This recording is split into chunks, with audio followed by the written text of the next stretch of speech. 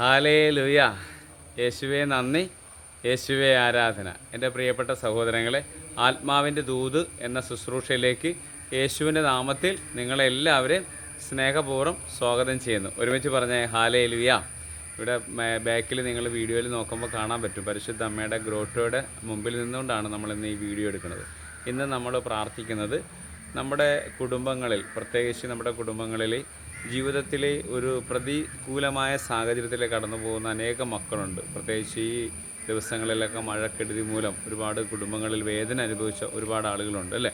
അവരെല്ലാം നമുക്കൊന്ന് സമർപ്പിച്ച് നമുക്ക് അവർക്ക് വേണ്ടി പ്രാർത്ഥിക്കാം. സ്വർഗസ്നായ ഞങ്ങളുടെ പിതാവേ, അങ്ങയുടെ നാമം പൂജിതമാകണമേ, അങ്ങയുടെ രാജ്യം വരണമേ, അങ്ങയുടെ തിരുമനസ്സ് സ്വർഗത്തിലെ പോലെ ഭൂമിയിലുമാകണമേ. അന്നന്ന് വേണ്ടുന്ന ആഹാരം ഇന്നും ഞങ്ങൾക്ക് തരണമേ. ഞങ്ങളോട് തെറ്റ് ചെയ്യുന്നവരോട് ഞങ്ങൾ ക്ഷമിക്കുന്ന പോലെ ഞങ്ങളുടെ തെറ്റുകൾ ഞങ്ങളോട് ക്ഷമിക്കണമേ. ഞങ്ങളെ പ്രലോഭനങ്ങൾ ഉൾപ്പെടുത്തരുതേ, തിന്മേന്ന് ഞങ്ങളെ രക്ഷിച്ചുകൊള്ളണമേ. ഹല്ലേലൂയ.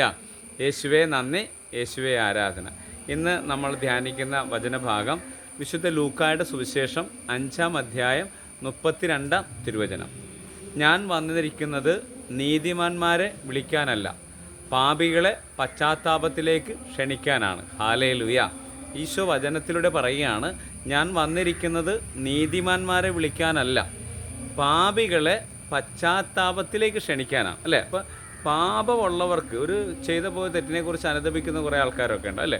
അപ്പോൾ അവർക്ക് അതൊന്നും കൂടി, ആ അനുതാപത്തിൻ്റെ തീവ്രത ഒന്നുകൂടി കിട്ടുവാനും ചെയ്തു പോയതിനെക്കുറിച്ച് ദൈവത്തിൻ്റെ മുമ്പിൽ കരഞ്ഞ് കേണപേക്ഷിക്കാൻ, അപ്പോൾ അതാണ് പശ്ചാത്താപത്തിലേക്ക് ക്ഷണിക്കാനാണ് ഞാൻ വന്നിരിക്കുന്നത്. അവരുടെ ഹൃദയത്തെ ഈശോ നവീകരിച്ച് വിശുദ്ധീകരിക്കാനായിട്ട് ആഗ്രഹിക്കുന്നത് അല്ലേ.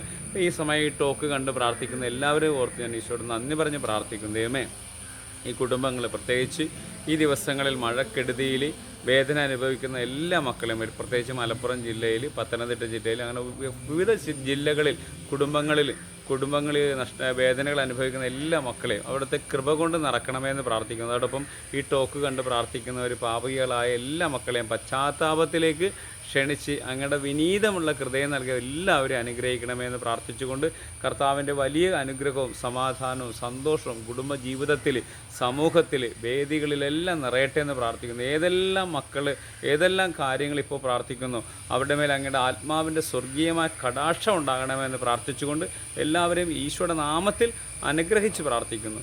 പിതാവിൻ്റെയും പുത്രൻ്റെയും പരിശുദ്ധാത്മാവിൻ്റെയും നാമത്തിൽ ആമേൻ.